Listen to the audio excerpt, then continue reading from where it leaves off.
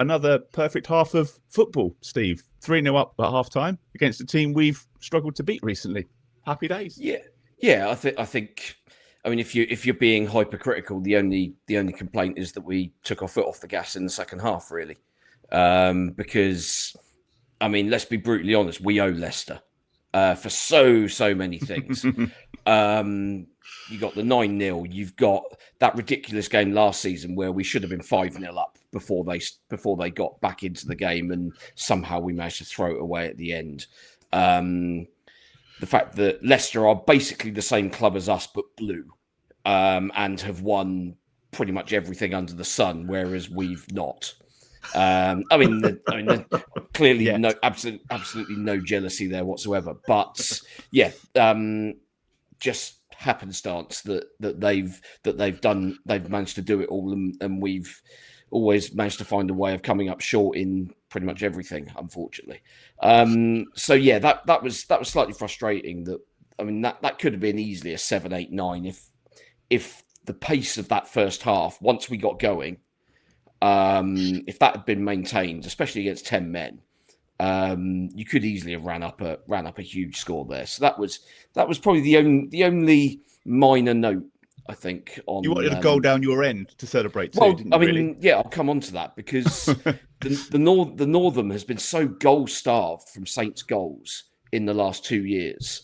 We've taken this concept of the Northern Wall, and unfortunately we seem to have positioned the Northern Wall in front of the goal rather than behind it.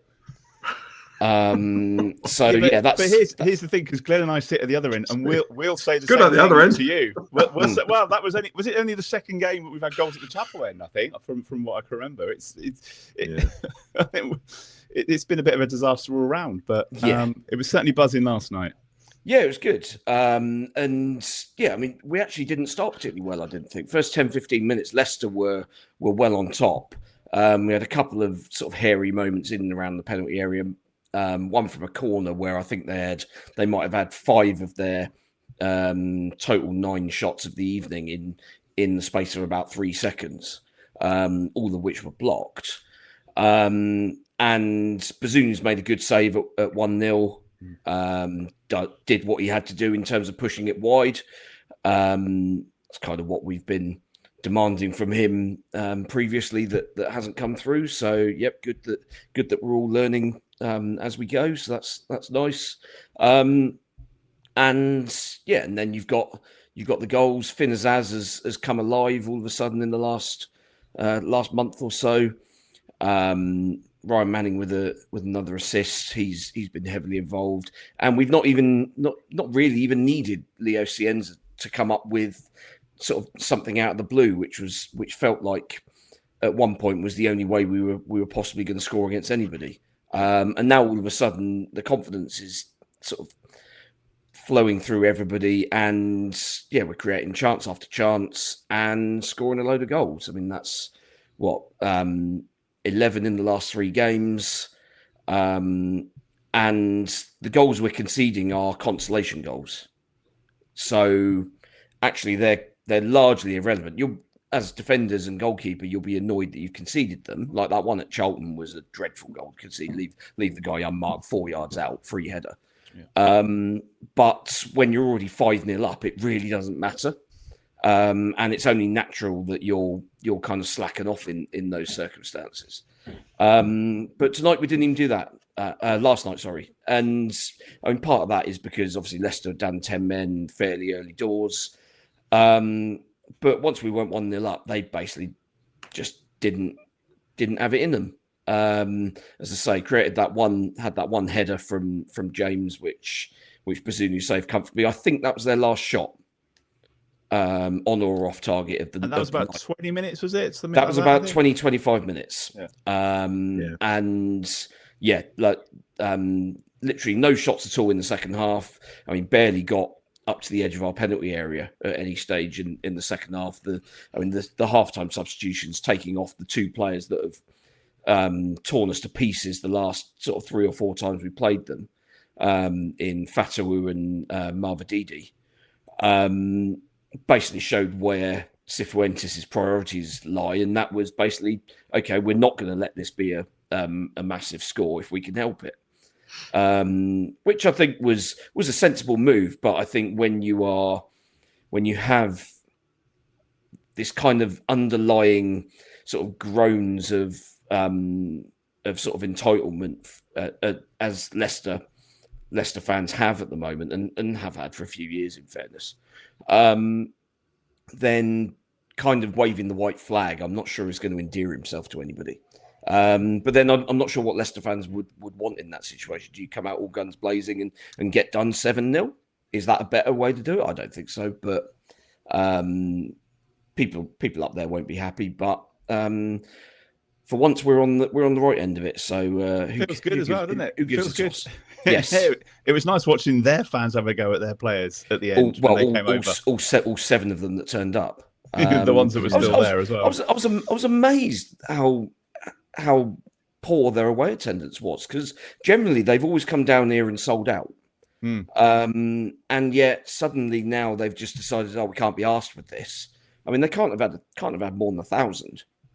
Whereas if the boot was on the other foot, absolutely we'd have had at least 2,500 up there. Yeah. So yeah, very surprised by that. But I mean, I guess presumably many of their fans saw the writing on the wall coming. Fair dues. Yeah, fair dues. We'll get on to them in just a moment. Glenn, a couple of the changes to the lineup. We talked about who might come in. I think we were saying maybe Wellington might come in.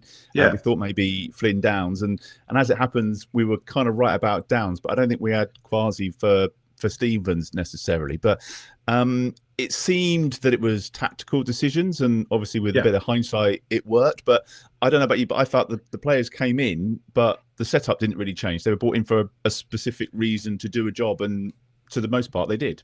Well, if you listen to how Tonda Eckert explained it afterwards, it was a horses for courses thing. Certainly with Quasi, saying that Leicester are one of the most sort of like dangerous attacking teams. A lot of pace. They've got some sort of big physical players, obviously set pieces. Vestergaard, fast. They're big guys, and so that's why he wanted Quasi in the team for all of those reasons. Again, I'm not his biggest fan, and he had a couple of erratic moments in the first couple of minutes, which obviously come from not playing very much recently. But I thought he settled down well after the first sort of 5 minutes. I thought he did well. He won the headers he was supposed to win.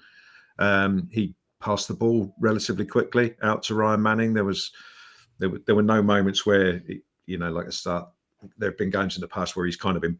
It looks like he's been buffering, and you just kick it, just get it moving. And I thought he played well, but he had limited actual defending to do because Leicester basically gave up. So in terms of attacking, I thought he did okay. I thought Flynn Downs had a really good game. They've simplified it. Flynn Downs was great whilst they just back 2 years ago. Downs was great until Russell Martin tried to turn him into a number 8 / number 10 midfielder who ran forward all the time, and that's not his game. When he just sits in front of the back three, defends that area, and allows the likes of Yander and Azaz and Fellows as well to all get forward. That's his best role, putting out fires quite often before they start. The booking he got was predictable for smashing into someone, but there was one incident at the start of the second half where he sort of like covered about 30 yards of ground, made 3 tackles, and stopped the attack. That's exactly the sort of thing they want him to do. But unfortunately, he's suspended for Saturday, so it gives Cam Bragg or someone else a chance to step in. But it's easier stepping into a side that's winning than stepping into one where you've got massive problems.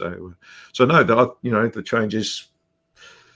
Not everyone would have agreed with them at the start. As I said, I'm not Quasi's biggest fan, but if it works and you win 3-0, then maybe we don't all know best. Touch fortunate with the first goal, Steve. Watching it back, a hint of offside. Fractionally offside. I think it looks further offside from the original TV view because you've got that angle and you can't really see where Aluko, the young left back, is, because he's kind of quite wide on the shot. So Harwood-Bellis looks miles offside on that initial shot, but then when you see the side on, it's freeze framed. Actually, it's a lot closer. I mean, it is still offside, but it's one of those quite marginal ones. You'd probably be getting the lines out on VAR and it taking forever. Whereas sort of on first view, it just looked really clear.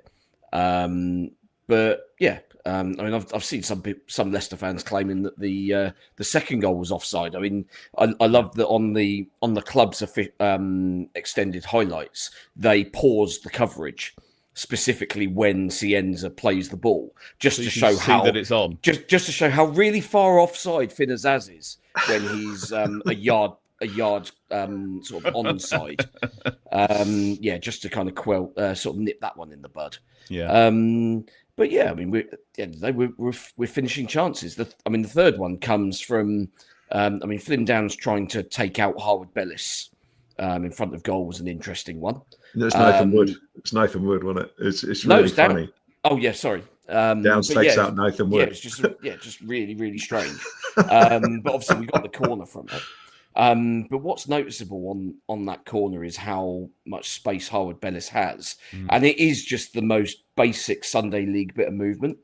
Like, he runs towards the near post and literally just takes 2 steps back, and Fass has lost him completely. He's got no idea.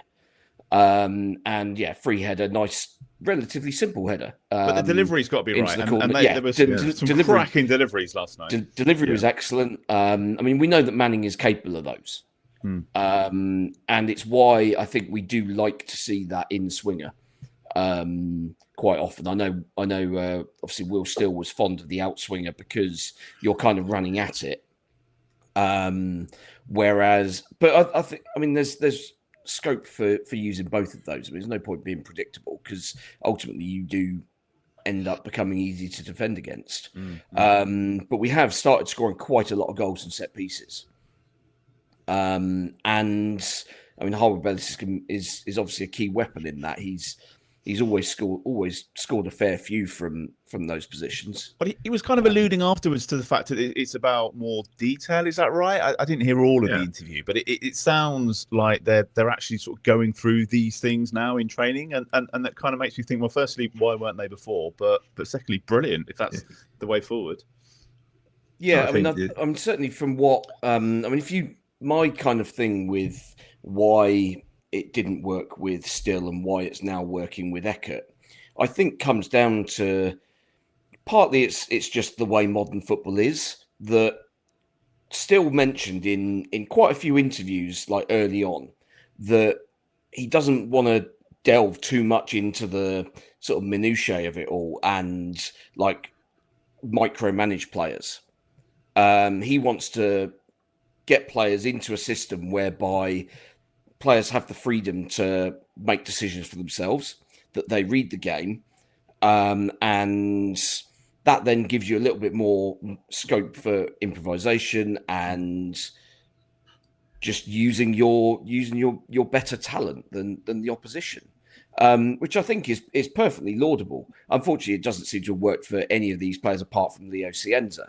He was the only one that seemed to thrive in that system, where that's kind of the instruction from the head coach that this is the structure of the team, but you are given responsibility and freedom to play scenarios as you see fit.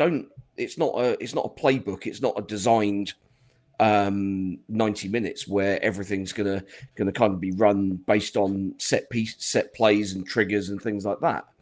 But actually, as we seem to have discovered in the last 4 games, actually these players do need that that sort of fine detail. And Eckert has obviously been. You hear his interviews and stuff where, like, after Charlton, he was already sort of getting ready to watch Leicester games that evening, just to kind of see how we were going to play against them. So he's obviously very much a details guy. It's nonsense, but it's what you want to hear, isn't it, really, as a fan at the moment? You want to hear and read today Alfie's bit about the fact he's having 3 meals a day at the training ground and he's putting his whole life into it. That's kind of what you want to hear as a fan. It is. I mean, he's obviously playing everything down and playing it very cool in interviews and stuff. I mean, to the point where nobody's convinced by this, Tonda. It's very clear you do want the job. You can just come out and say it. Nobody will mind. You've got the opportunity, and so far he's passing the audition with flying colours. What would be interesting though is to see how he and the team would react to a bit of in-game adversity, because in these 4 games we've not had any yet. We've got ourselves at least 2 goals in front in all 4 games. So how will he react? How will the team react on Saturday if we go a goal down to Millwall? If we concede a god-awful goal from a corner inside 5-10 minutes at the Den, suddenly the atmosphere there kind of gets up, and all of a sudden this isn't quite the comfortable afternoon that we've been making the last few games. How are they going to react to that? Because I mean, we've seen what a lot of these players kind of response to a bit of adversity in the last couple of years has been. So that is ultimately the kind of almost the final sort of test for him, really, I would say. Not that I'm advocating for us to go behind in the game, but it's just we don't know what he's got in his locker in that sense there. But we're enjoying it at the moment, Glenn. I think, just to come back to sort of the details and the obviously the attention to detail in training. Because I think Finn Azaz was talking about it as well, and it's obviously had a bit of an impact on him, because he's someone else that's like firing on all cylinders at the moment. There's players that are kind of starting to deliver, so it's clearly working. Well, I mean, in Finn Azaz's case, they're getting him the ball more in areas of the pitch where he can be of influence. He wants the ball in the final third, basically, to try and do what he does best. And I always think with him, I remember saying when we signed him, he's been signed for the things that he can bring to the team. He's never going to be that midfielder who steams around all over the place making tackles. You've got other people to do that. He's the one who will play the final pass or who will stick the ball in the net. That's what he's built his reputation on with what he did at Middlesbrough. So we needed to find a way of getting him in those advanced areas with the ball, and Will still never did that. He played him all over the place, and it didn't really work. And half the time he didn't play him, which was, part of the problem. You've paid 12 to 15 million or whatever it is for an asset to use in the Championship, and he wasn't being used, and nor was Tom Fellows. So. Which seems mad now, doesn't it? Looking back, oh, it does. It's absolutely ridiculous. I mean, to be fair to Will, still he did play him as a wing back, and most of us said, "Well, he's not a wing back, really. He's a winger, but he's proved he can do it." Tonda Eckert has found a system that allows Fellows to, get on the highest line all the time, take on the fullback, and the way the team kind of shuffles across. It means that we don't get exposed if we lose the ball, because Harwood-Bellis comes across and Manning drops in, and you end up almost with a back 4. And it, so far no team has found a way to significantly cause us problems with Fellows playing where he does. So no, I mean that's the thing with the way we've been playing the last 4 games. It's not just the fact we've been winning, but certainly the manner of the last 2. The way he's got Armstrong, Cienza, Fellows, Azaz, all doing stuff going forward. It's an exciting team to watch, and on top of that, you've got Kasper Yander as well, who's just providing so much from the centre of midfield. Ryan Manning, in an attacking sense, is great. Not so great defensively, as I've frequently said, but he's putting in crosses, he's putting in set pieces on people's heads, and it's all good, and it's all down to at the moment to the tweaks that have been made in the last 4 games. And as I will never get tired of repeating, the players are putting in a lot more effort now, which they weren't before. And talking about Leicester, I recognise a team when it's not putting in the effort for the manager, and that's what I saw from Leicester yesterday after the first sort of 20 minutes. They sacked it off, basically. You could see all the defenders, Vestergaard and Fass, all arguing with each other. Body language was terrible from them once the first goal went in, certainly once the second goal went in. And when the red card happened, that gave them all the excuse they needed to sack it off, really, because they knew that would get blamed. And that was a chronic case of experienced players for Leicester. Harry Winks as well, just not interested once the going got tough. Well, you were calling that out last week. You were saying that was where the battle was going to be, wasn't it, in midfield? And we nailed that, really. Well, we did. I mean, man of the match in these games always gets given to the person who scores the goals, or whoever's flavour of the month at the moment. So various man of the match polls, I've seen Leo Cienza get given it. I've seen Taylor Harwood-Bellis get given it. Best player on the pitch by a mile for me was Kasper Janda. Just superb in midfield, everywhere.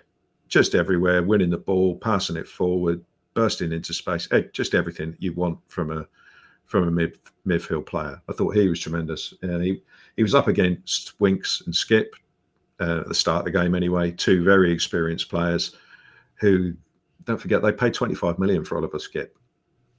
And Harry Winks played for England. I wonder why they're skint.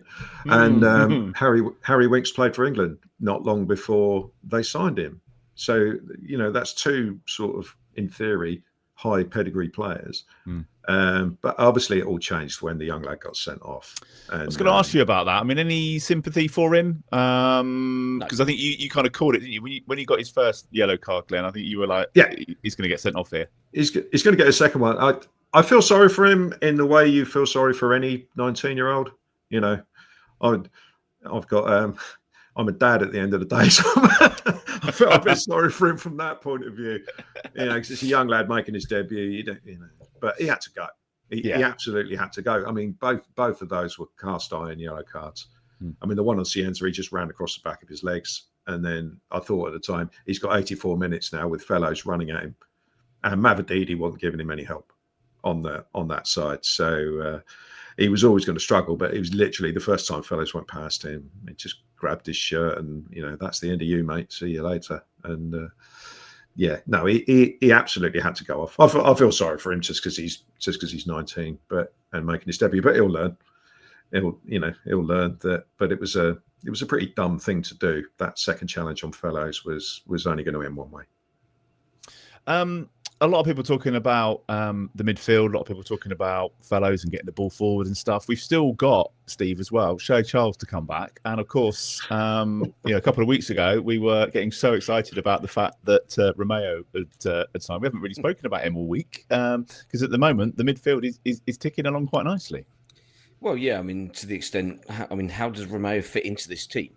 He's basically, as things stand, we've now signed him to come on for 15 minutes when we're 3-0 up in games and just stroll around and look authoritative. Looks a bit silly now, doesn't it? Which he will be. That would be quite expensive if that's what he is. But he's got the experience and the know-how that you would imagine that he will be called upon in more testing circumstances as the season progresses. I mean, we've still got probably 30 odd games over at least one cup competition as well of this season to play. So everybody's going to be required at some point.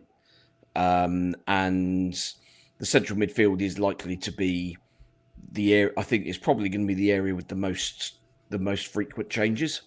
You're probably going to want the most energy that you can possibly get in there. And you might want 2, you might want 3 in certain games, depending on who you're up against and what their particular strengths and weaknesses are. So, yeah, there's going to be room for everybody. Cam Bragg isn't going to suddenly find himself back in the under-21s and not getting any sort of a look in. I wouldn't have thought. Yeah. Even once Charles and Romeo are fit and available, I think he's still a very useful option, as demonstrated in the last couple of games. And I mean, he's young and he's still learning. So, I mean, what better place to learn than from someone like Romeo, who's been there and done it all,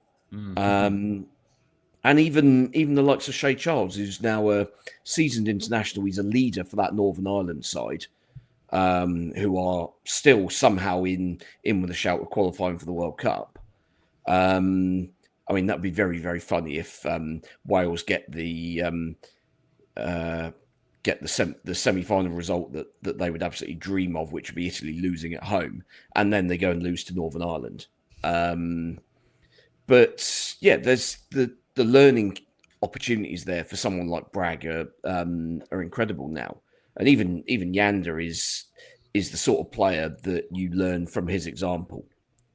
Just the way that he's able to take the ball in tight spaces, he's just so quick to read the game.